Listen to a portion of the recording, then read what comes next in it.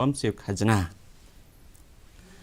Kaseng BJP kelap Pdiang Iaka yang bishar Supreme Court Halor ke Jingpynduh Iaka lut sanspa bat syajar Tyngka da kabaong balapan kesan Iaka balasim na kabenta kabha kamiat jongkari. Habakran mekilat petai kubor hanong ba Delhi nong ai tin kaseng Ravi Shankar Prasad ulaang bakaskim ban penduk no Iaka Jingpynduh kam Iaka da ka Jingtemu ban yalek persyak Iaka Jingbay Tyngka Iaka seng lek no bat kepisah bam dan jingkhen. Ulaang kalong ke Jingpynduh Iaka kam lek no. Ula kentat jur ya keseng kongres Halor ke jing persya jongka ya ke jing penduk bat ula kena bakal yang persya kalau ya dapat penselur ya kam baman hakayo ke kot jongkari.